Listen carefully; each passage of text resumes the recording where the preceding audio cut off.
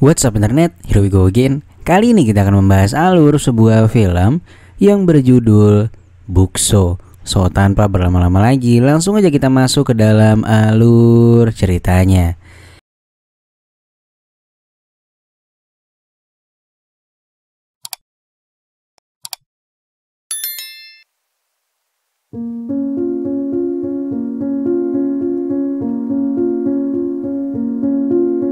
Di awal film kita pun diperlihatkan dengan Dado yang sedang membalas pesan dari kliennya yang rencananya akan menggunakan jasa push rank dari kekasihnya yang bernama Stella. Setelah itu keduanya pun bergegas menemui klien mereka di sebuah hotel. Lantas setelah beres mereka pun meluncur ke tempat klien berikutnya. Namun kali ini ada permintaan khusus di mana Dado diminta untuk berpush rank bersama Stella di hadapan kliennya tersebut. Sayangnya kali ini kliennya sangat pelit dan membuat Stella jadi nekat mencuri beberapa perhiasan miliknya untuk dijokul. Lantas ketika sampai di rumah, bos mereka yang bernama Dedi marah setelah mendengar laporan pencurian. Dado dan Stella pun mau gak mau harus mengaku. Dan setelahnya ia pun diminta untuk membayar ganti rugi dan segera ditransfer. Stella pun hanya bisa menurutinya. Dan saat itu dia mulai geram karena diketahui Dedi ini mengambil potongan penghasilan yang sangat tinggi.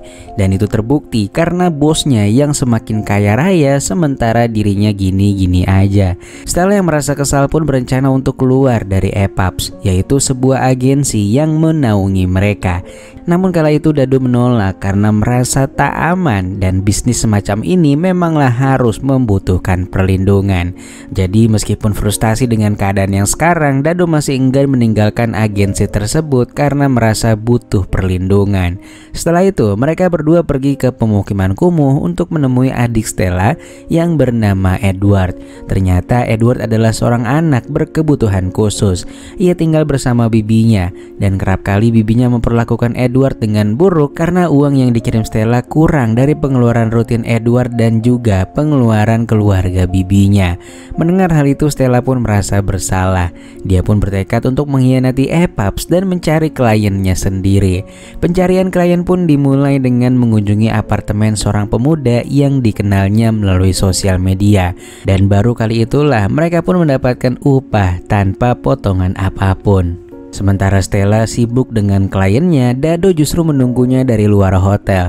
Lantas tiba-tiba ia pun melihat seorang wanita yang diperlakukan buruk oleh seorang pria. Melihat hal tersebut, Dado tak tinggal diam. Dia langsung mengajar pria tersebut sampai babak belur. Wanita tersebut bernama Alin dan ternyata merupakan wanita yang juga menjual jasa seperti Stella. Alin akhirnya mereka bawa ke rumah Stella. Ia mengaku terlahir dari keluarga yang broken. Ayahnya adalah seorang polisi yang rada gesrek. Bahkan yang terburuk, ayahnya pernah mengajaknya berpush rank. Karena itu Alin sangat trauma dengan hal-hal yang berbau kepolisian. Dan ia sengaja meninggalkan pria kliennya tadi karena maunya pakai tema polisi-polisian. Lantas keesokan paginya Alin pun sudah memasak nasi goreng untuk Stella dan Dado. Hal itu mematahkan keraguan Dado yang sebelumnya mengira bahwa Alin wanita manja dan juga pemalas. Tak lama kemudian Dedi bosnya Stella menelpon dan menyuruh Stella untuk datang ke sebuah OYO. Dan karena ada Alin di rumah, Stella pun lalu menitipkan rumah beserta kuncinya kepada Alin. Lantas ketika mereka pergi, Alin masuk ke kamar Stella dan mencoba berbagai wangi-wangian di sana. Ia juga mengambil foto Dado dan sesaat kemudian ia malah melakukan hal yang tak terduga, yaitu melakukan senam dua jari sambil menghayal tentang Dado. Lantas malam harinya Dado dan Stella pun pulang ke rumah. Namun pintu malah terkunci, sedangkan Alin gak ada di dalam. Usut punya usut, ternyata ada yang memesan jasanya Alin di sebuah OYO. Lantas beberapa saat kemudian Alin pun pulang. Meski ia membawa oleh-oleh, Stella pun tetap marah karena Alin tak mengabarinya dan juga tak meninggalkan kunci rumah di tempat yang seharusnya. Di waktu yang bersamaan seorang wanita datang ke rumah mereka. Dan ternyata dialah ibu dari Alin. Terungkaplah kalau sebenarnya Alin kabur dari rumahnya. Ketika disuruh pulang, Alin ini pun kembali menegaskan kalau ia menolak. Ia merasa sakit hati dengan perlakuan sang ayah yang suka mempusrengnya. Lantas setelah sedikit tenang, Alin pun mulai menceritakan betapa jahatnya sang ayah dan bagaimana dia diperlakukannya. Stella menyuruh Alin untuk melaporkannya kepada polisi. Namun Alin ragu apakah aparat akan mempercayai omongan seorang wanita seperti dirinya. Alin pun terus menceritakan kisahnya untuk membuat Dado dan Stella merasa iba dan terus-menerus mau memberikan bantuan tempat tinggal untuk dirinya.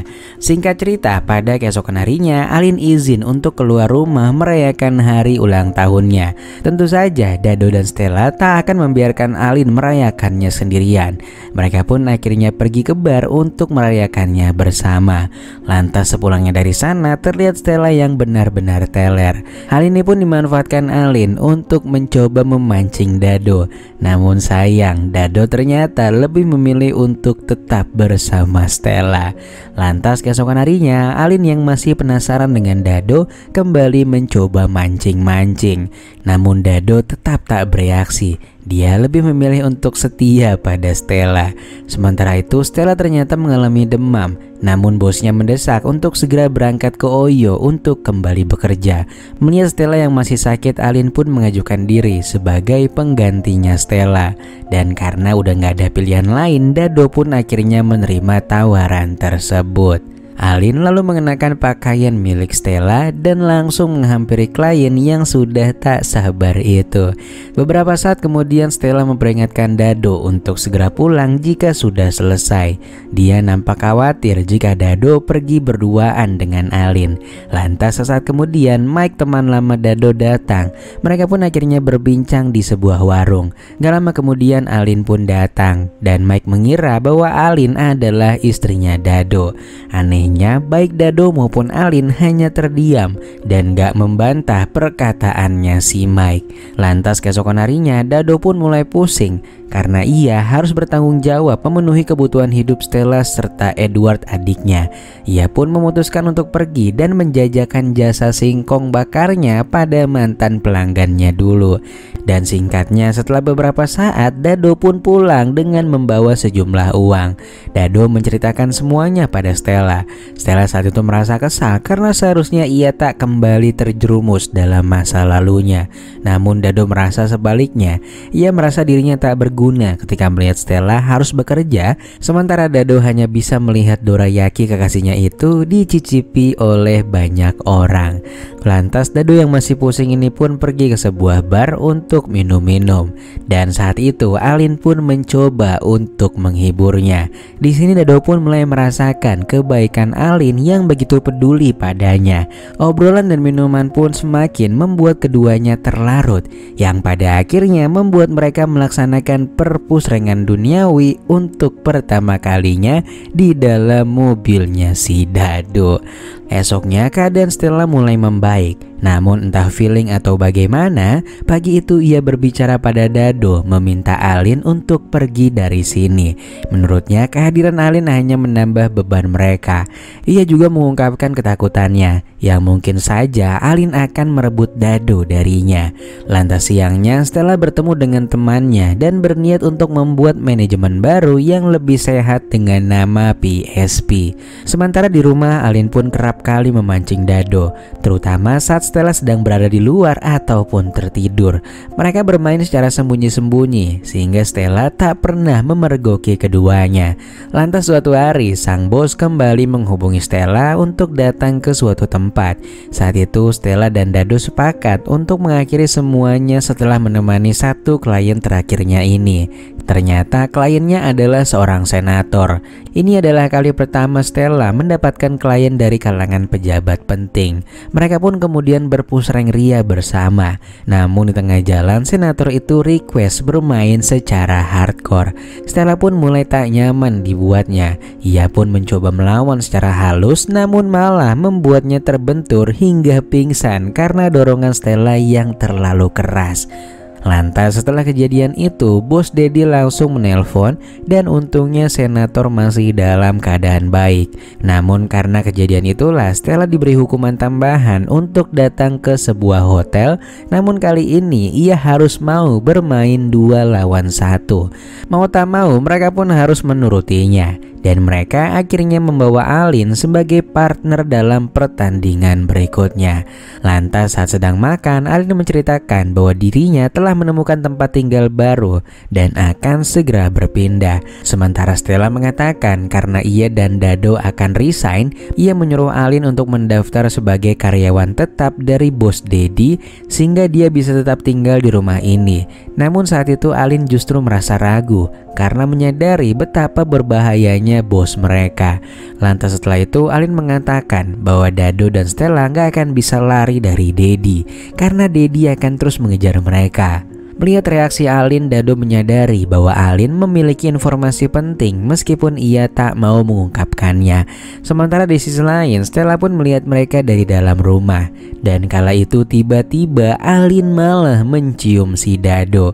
Stella pun langsung marah dan mengajar Alin. Dengan polosnya, Alin pun mengungkapkan bahwa dia memang mencintai Dado dan ingin memilikinya. Namun ia saat ini juga ingin membantu mereka meloloskan diri dari Dedi. Mereka pun akhirnya mulai berdiskusi untuk melanjutkan tugas mereka. Alin pun bersedia untuk berduet dengan Stella. Namun setelah itu mereka diharuskan untuk tak bertemu kembali. Malam itu juga mereka pun datang ke sebuah rumah mewah sesuai dengan alamat yang diberikan. Namun saat Dado dan Stella meminum suguhan yang diberikan, mereka berdua justru langsung tak sadarkan diri. Dado dan Stella kemudian dihadapkan pada Dedi atasan mereka. Mereka mengira Dedi akan memberi hukuman terkait kasus dengan senator. Namun ternyata Dedi memberitahu bahwa Alin sudah memberitahukan bahwa mereka berdua ingin mengkhianatinya. Alin ternyata merupakan suruhan Dedi itu sendiri. Ia ditugaskan sebagai pengawas lapangan untuk melaporkan kegiatan para karyawannya. Dedi juga mengungkapkan hubungan yang spesial antara ia dengan Dado. Dan ketika mengetahui kalau Dado ingin mengkhianatinya, Dedi merasa terancam karena mainan pribadinya akan hilang. Lantas karena sudah terlanjur kecewa, ia pun berniat memulangkan Dado sekaligus Stella ke dunia anime. Namun plot twistnya, Alin ternyata benar-benar jatuh cinta pada Dado dan malah ingin mengkhianati bosnya yaitu si Dedi. Sayangnya Dedi bertindak cepat dan ia mampu mengembalikan keadaan. Dalam keadaan terpojok, Dado pun memohon untuk membebaskan Stella dari semua ini. Ia membawa cerita tentang adik-adik Stella yang membutuhkan pertolongan kakaknya. Dedi pun merasa iba mendengar cerita Dado. Ia pun mau mempertahankan Stella. Namun Stella diminta untuk menjedor si Dado. Pada akhirnya Stella pun harus kehilangan orang yang dicintainya. Di akhir film kita pun diperlihatkan Stella yang diantar oleh seorang supir.